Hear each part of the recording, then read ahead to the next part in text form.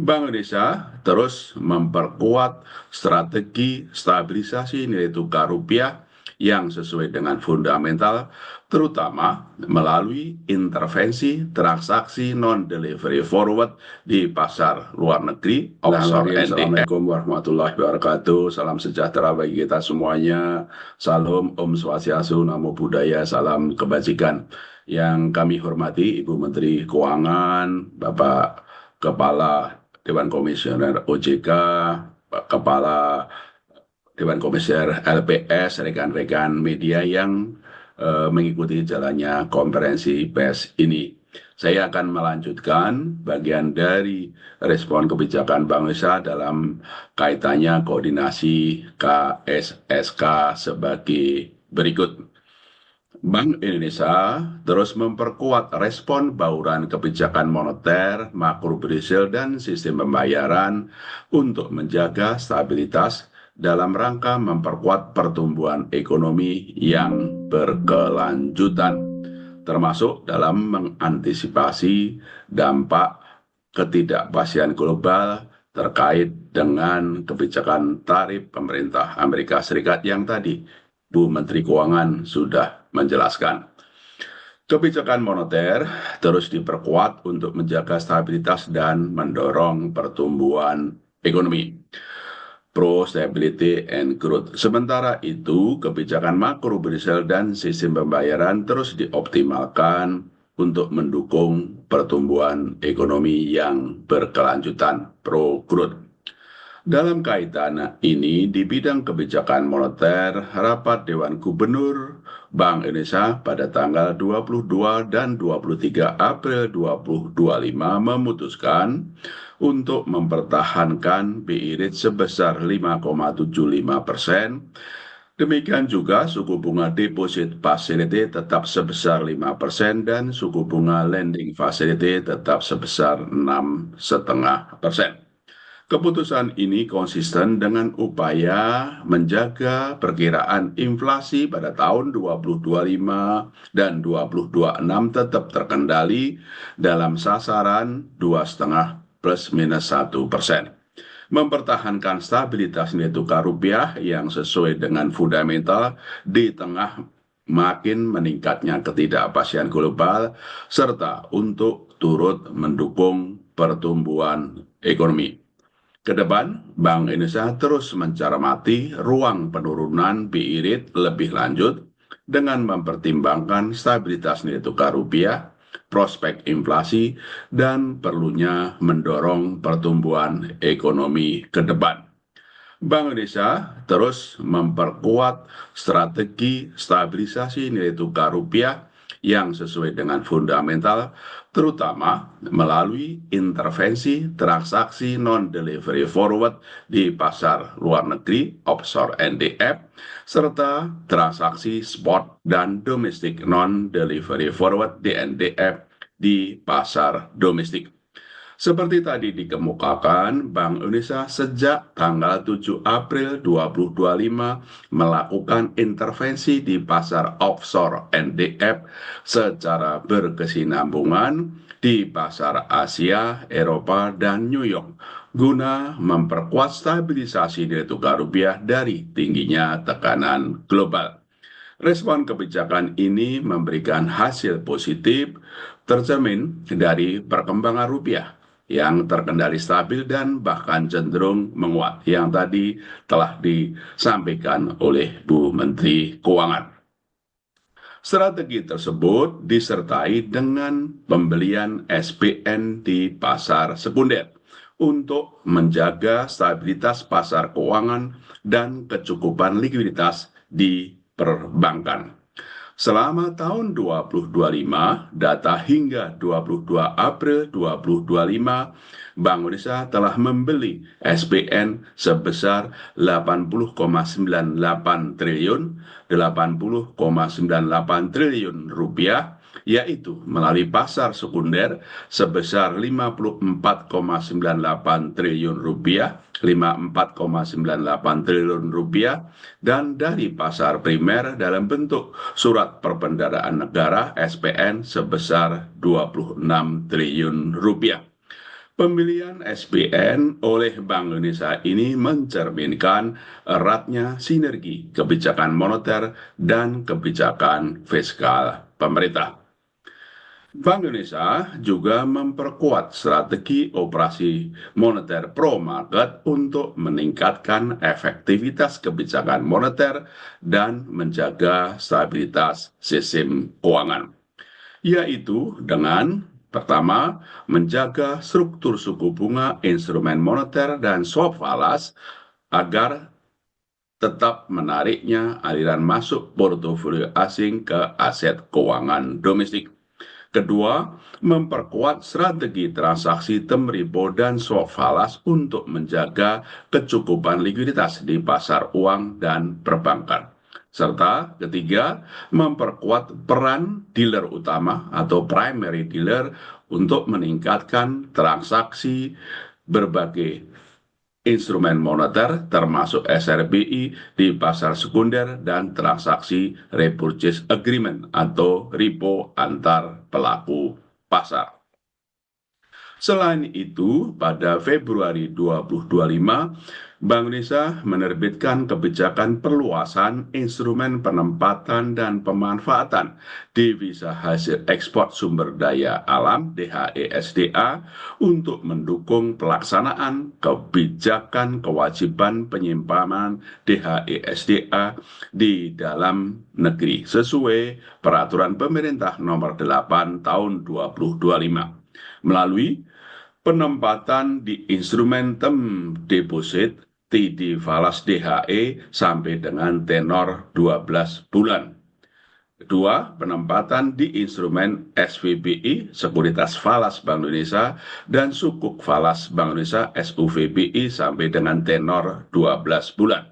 Dan pemanfaatan melalui pengalian TD falas DHE menjadi swap falas, foreign exchange swap, kemudian juga foreign exchange swap dengan underlying TD falas DHE, SVBI, dan SUVBI, serta TD falas DHE, SVBI, dan SUVBI dapat dijadikan agunan kredit rupiah dari bank.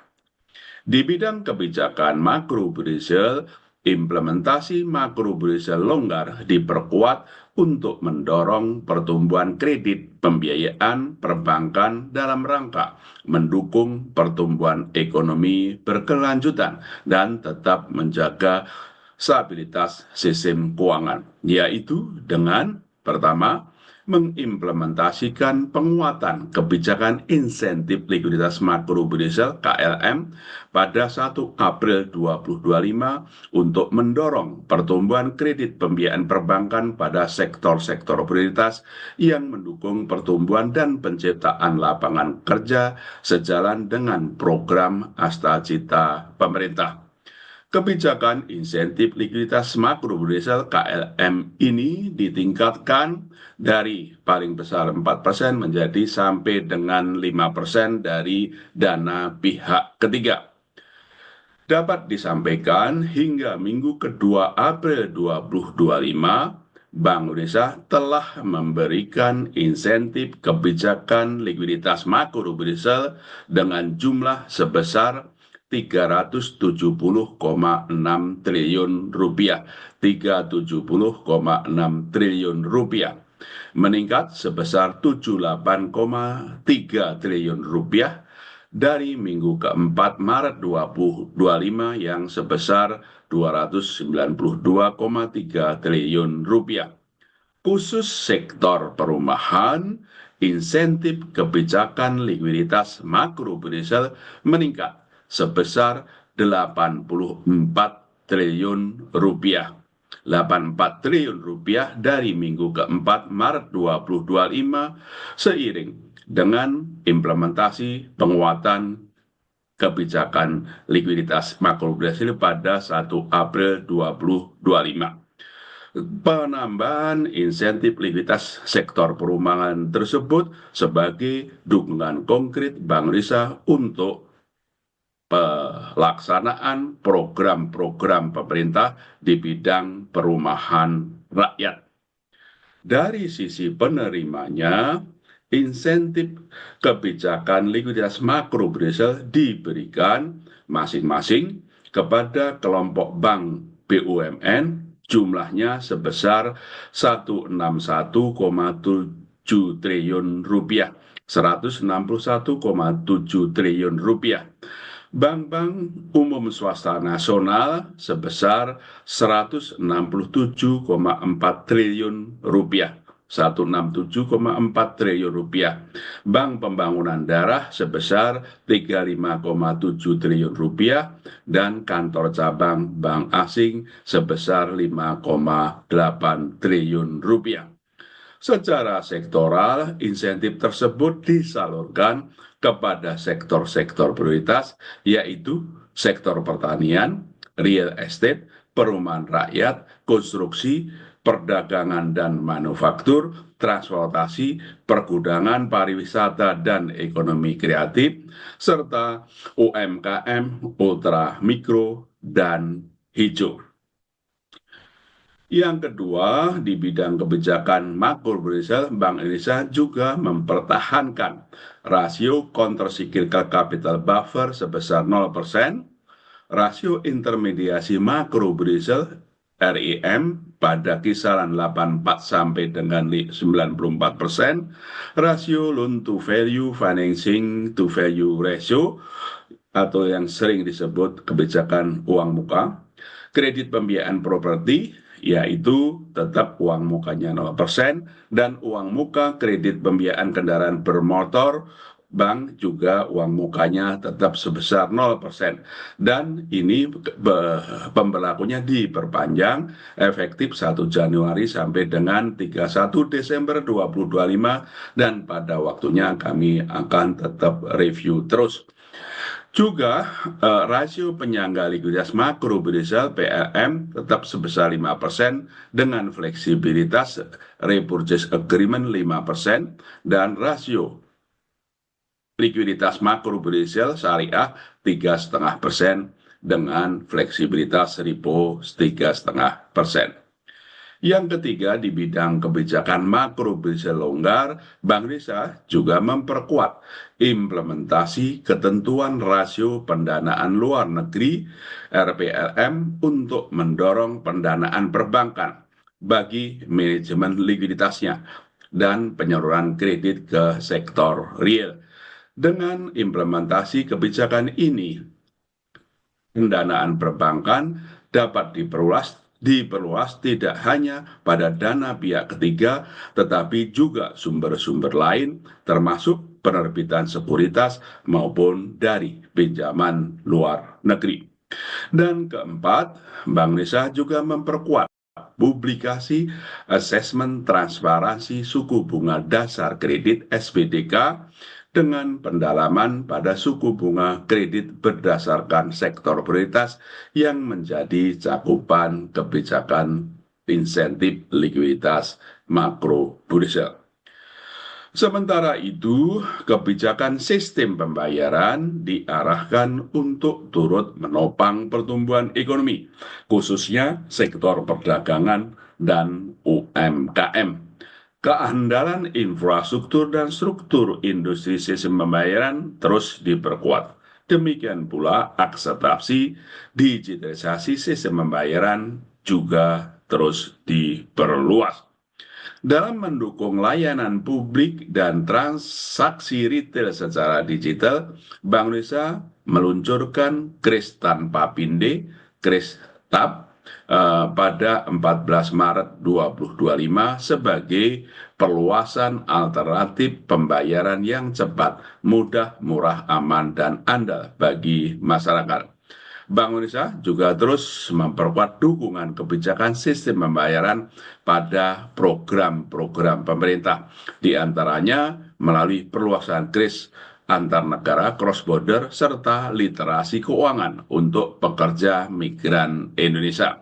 Selanjutnya, sebagai komitmen dukungan penyediaan layanan umum pemerintah kepada masyarakat, Bank Indonesia memperbarui kebijakan skema harga kris untuk kriteria merchant bagi Badan Layanan Umum BLU dan Public Service Obligation PSO dari 0,4% menjadi 0% alias gratis. Demikian Bu Menteri Keuangan dari kami Bank Indonesia, kami kembalikan kepada Ibu Menteri Keuangan. Bu Menteri Keuangan, terima kasih rekan-rekan media yang menyampaikan pertanyaan kepada Bank Indonesia.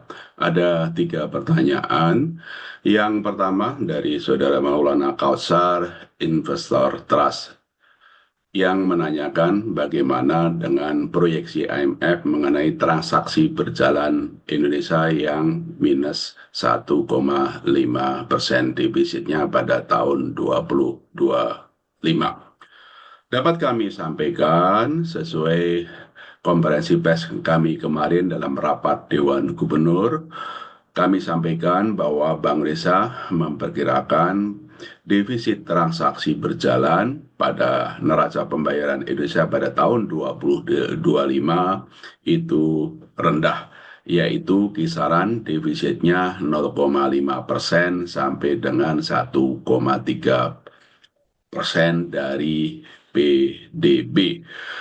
Tentu saja kenapa angkanya beda, tentu saja berdasarkan assessment perbedaan bagaimana menganalisa dinamika kebijakan tarif yang diterapkan oleh pemerintah Amerika Serikat kepada berbagai negara termasuk China.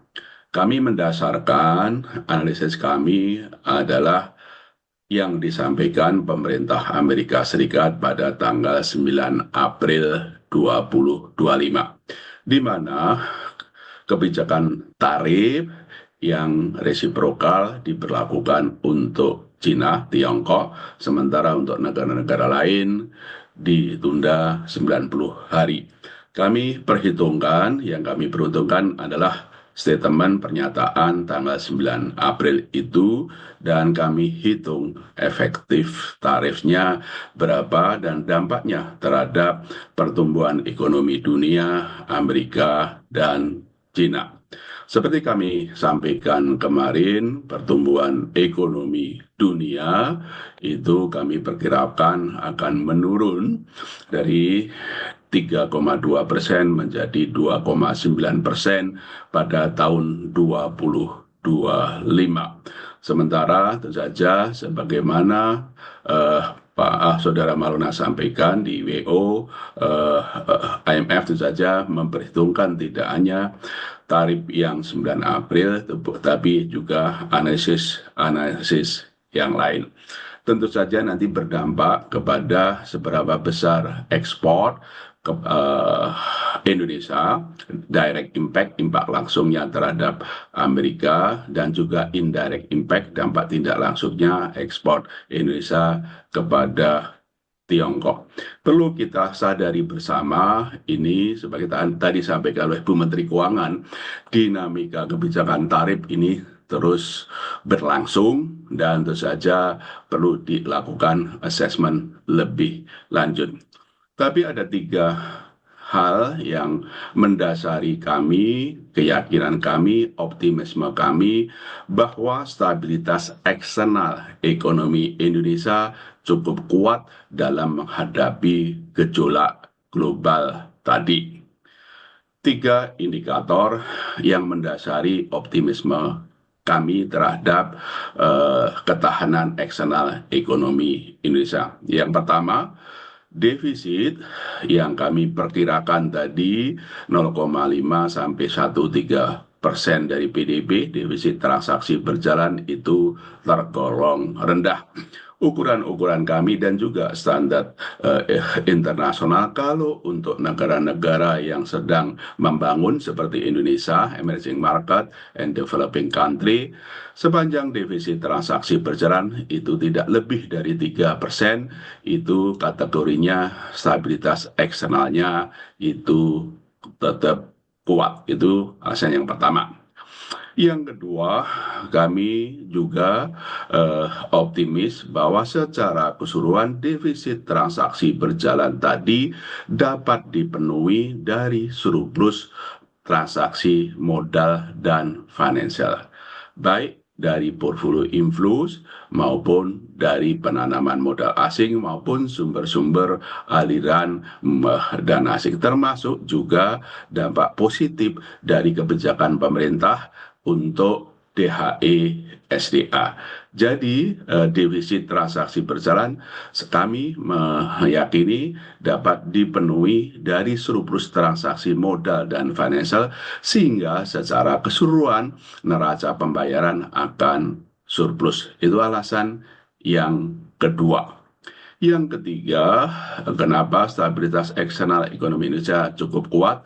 Karena jumlah cadangan devisa kita juga tinggi. Sebagaimana kami sampaikan, posisi cadangan devisa pada akhir Maret 2025 tercatat tinggi, yaitu sebesar 157,1 miliar dolar Amerika Serikat atau setara dengan pembiayaan 6,7 bulan import atau 6,5 bulan import plus pembayaran utang luar negeri pemerintah. Jumlah cadangan devisa ini jauh di atas standar kecukupan internasional yang 3 bulan import. Tiga pertimbangan tadi yang menyimpulkan optimisme kami bahwa ketahanan eksternal ekonomi Indonesia dalam menghadapi gejolak global kuat. Itu untuk jawaban kami terhadap pertanyaan Saudara Maulana Kausar. Terima kasih atas pertanyaannya.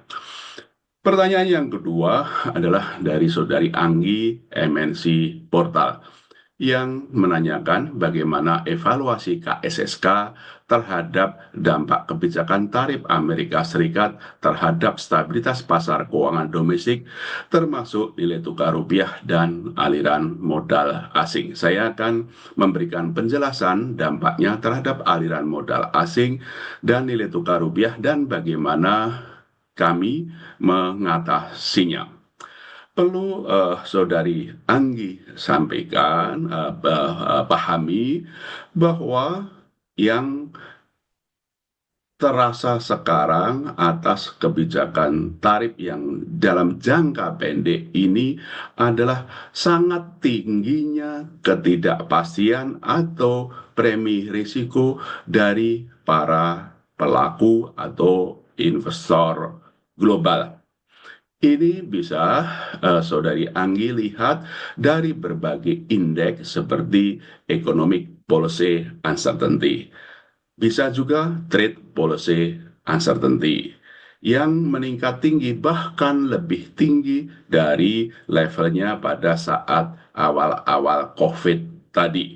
Juga premi risiko dari investor global ini bisa dilihat dari indikator-indikator lain terhadap misalnya fix, CDS, Credit Default Swap, yang juga tinggi. Intinya bahwa kebijakan tarif ini menyebabkan para pelaku investor global itu risk appetite-nya sangat tinggi, dan karenanya para pelaku investor global memindahkan investasi portfolionya ke negara dan aset yang dianggap aman, safe haven asset and countries, sehingga terjadi aliran modal yang keluar dari emerging market ke negara-negara yang dianggap aman, antara lain Eropa dan Jepang, dan juga terhadap aset-aset yang dianggap aman, yaitu obligasi pemerintah dari Eropa, Jepang, dan juga emas. Sehingga ini yang terjadi, dampak serta-merta dari tingginya risiko appetite dari para investor global. Dan ini yang kemudian menyebabkan satu, aliran modal keluar dari emerging market termasuk Indonesia ke luar negeri. Sebagai contoh bahwa untuk Indonesia, kalau kita lihat data investasi portfolio sejak awal tahun 2025 hingga akhir Maret 2025 mencatat net inflow aliran masuk modal asing sebesar 1,6 miliar dolar Amerika Serikat, terutama pada instrumen SPN dan sekuritas rupiah Bank Indonesia. Itulah terjadi net inflow 1,6 miliar dolar Amerika Serikat, data hingga akhir Maret. Tapi sejak diumumkan kebijakan tarif 2 April hingga 21 April, investasi portfolio mencatat net outflow 2,8 miliar dolar Amerika Serikat. Ini sekali lagi tidak eh, berkaitan atau disebabkan imbal hasil yang menarik atau perbedaan yield suku bunga dalam negeri maupun luar negeri, tapi lebih karena risk appetite investor global yang sangat sangat tinggi, sehingga mereka menarik modalnya tidak hanya dari Indonesia tapi juga dari emerging market lain. Kami meyakini tentu saja dengan semakin nanti negosiasi tarifnya maupun kejelasan-kejelasan dari kebijakan tarif dan juga dampaknya terhadap ekonomi baik Amerika, China maupun negara-negara lain, risk appetite akan menurun sehingga investor global juga akan kembali ke Indonesia dengan imbal hasil yang menarik di Indonesia dan juga prospek ekonomi Indonesia yang cukup baik. Dan tentu saja langkah-langkah yang kami lakukan bersama Bu Menteri Keuangan. Bu Menteri Keuangan juga di New York, Bu Menteri ya, boleh saya share, ketemu para investor, dan saya juga di Washington DC juga bertemu para investor untuk memberikan penjelasan-penjelasan ini. Dan secara umum para investor global itu tetap optimis terhadap ekonomi Indonesia. Tentu saja karena sekarang risk appetite-nya sangat tinggi, ya mereka masih lebih suka ke safe haven aset dan countries tadi. Kemudian dampaknya terhadap nilai tukar rupiah juga ini sejalan juga dampaknya terhadap mata uang lain. Kembali lagi kepada tingginya risk appetite tadi dan keluarnya aliran portfolio asing, sehingga tekanan-tekanan terhadap nilai tukar baik negara emerging market maupun terhadap nilai tukar rupiah juga tinggi. Dan itu kelihatan tadi juga disampaikan Bu Menteri Keuangan dan saya juga sampaikan, nampak pada saat kita pada liburan Ramadan dan Idul Fitri itu pasar dalam negeri sedang libur, sementara pasar luar negeri itu terus berlangsung, sehingga ada tekanan-tekanan yang tinggi di pasar offshore NDF non-delivery forward di luar negeri. Sebagaimana ilustrasi dapat kami sampaikan pada tanggal 7 April 2025, itu NDF non-delivery forward di offshore di Hong Kong atau di Asia itu pernah mencapai 17.300, dan bahkan di Eropa pernah mencapai 17.400. Oleh karena itu, Bank Indonesia dalam rapat Dewan Gubernur 7 April 2025 memutuskan, sejak saat itu kami juga melakukan intervensi di pasar NDF melalui counterparty juga kantor-kantor di link room kami ada di Singapura, ada di London, juga ada di New York. Kami intervensi secara berkesinambungan di pasar Asia, Eropa, dan New York, around the world, around the clock. Dan alhamdulillah dengan komitmen yang tinggi Bank Indonesia untuk menjaga stabilitas nilai tukar rupiah melalui intervensi di pasar offshore NDF maupun di pasar spot maupun domestic non-delivery forward di dalam negeri. Pada pembukaan pasar tanggal 8 April, nilai tukar rupiah telah kami kendalikan dan turun di bawah 17.000, bahkan mencapai 16.860 menguat ke 16.865 dan terus kami jaga stabilitasnya sejak saat itu, dan pada hari ini diperdagangkan di sekitar 16.800. Kami meyakini bahwa gerakan rupiah masih sejalan dengan perkembangan mata uang regional dan berada dalam kisaran yang sesuai dengan fundamentalnya. Kami meyakini ke depan nilai tukar rupiah diperkirakan akan tetap stabil, didukung komitmen Bank Indonesia dalam menjaga stabilitas nilai tukar rupiah, imbal hasil yang menarik, inflasi yang rendah, dan prospek pertumbuhan ekonomi Indonesia yang tetap baik. Bank Indonesia berkomitmen tinggi terus memperkuat respon kebijakan untuk menjaga stabilisasi nilai tukar rupiah yang tadi kami sudah sampaikan. Itu jawaban kami terhadap pertanyaan Saudari Anggi. Nomor 3 adalah pertanyaan dari Saudara Wahyudi Straight Time. Bagaimana solusi BI terkait permasalahan likuiditas? Ada 4 langkah yang kami lakukan untuk menjaga kecukupan likuiditas di perbankan maupun di pasar uang. Secara keseluruhan sebagaimana disampaikan dalam konferensi pers kami kemarin maupun juga tadi oleh Pak Ketua DKOJK, bahwa secara keseluruhan kondisi likuiditas di perbankan itu lebih dari cukup. Dilihat antara lain dari rasio alat likuid per dana pihak ketiga yang tinggi sekitar 26%. Demikian juga Pak Purbaya juga menyampaikan perkembangan dana pihak ketiga juga bagus. Ada 4 langkah yang kami lakukan untuk menjaga stabilitas dan kecukupan likuiditas di pasar uang maupun perbankan. Yang pertama adalah operasi moneter yang ekspansif. Baik melalui pada Januari kami menurunkan suku bunga BI rate 25 basis point, dan kami terus mencermati ruang penurunan BI rate lebih lanjut karena inflasi kita rendah, dan bagaimana kami juga turut mendorong pertumbuhan ekonomi.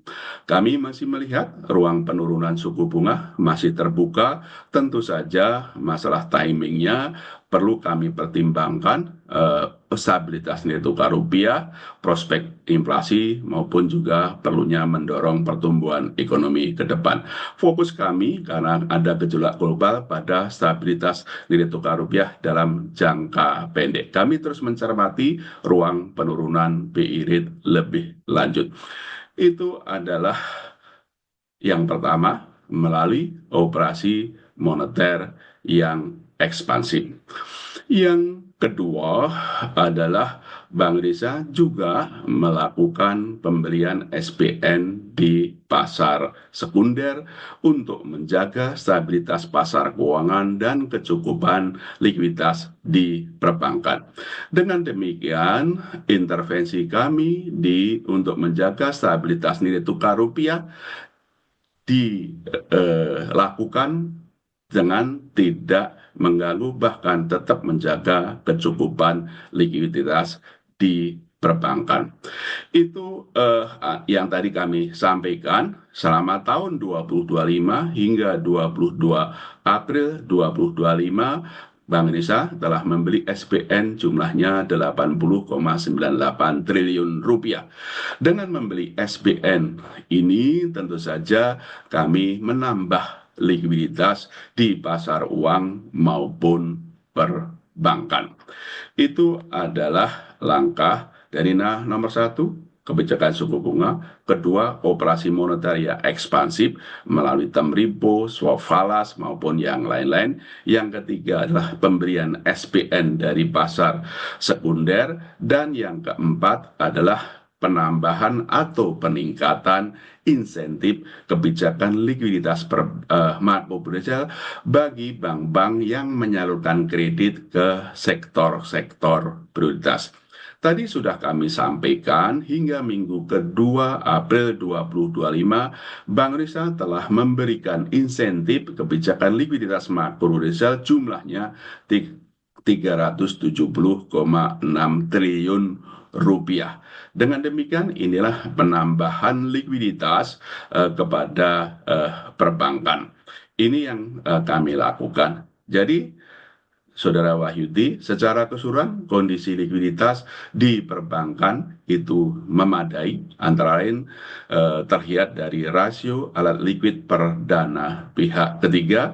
Bank Indonesia berkoordinasi erat di KSSK untuk memastikan kecukupan likuiditas dari Bank Indonesia, tentu saja dari kebijakan suku bunga, termasuk juga transparansi suku bunga dasar kredit. Yang kedua, operasi moneter yang ekspansif. Kemudian pembelian, yang ketiga pembelian SPN dari pasar sekunder, dan yang keempat adalah peningkatan kebijakan insentif likuiditas. Dapat kami tambahkan, selain 4 langkah tadi, juga kami memperkuat implementasi ketentuan rasio pendanaan luar negeri untuk mendorong pendanaan perbankan bagi manajemen likuiditas dan penyaluran kredit ke sektor real. Ini tentu saja kami terus mendorong perbankan yang memenuhi persyaratan dari kehati-hatiannya, memperluas fundingnya, pendanaannya, tidak hanya dari dana pihak ketiga, tapi juga dari penerbitan sekuritas surat-surat berharga maupun juga pinjaman luar negeri. Secara keseluruhan ini juga kami mengharapkan ini juga akan mendorong pendanaan perbankan dan kecukupan likuiditas perbankan. Demikian Bu Menteri Keuangan, jawaban kami terhadap atas pertanyaan 3 pertanyaan. Terima kasih atas pertanyaannya, semoga memberikan penjelasan yang baik.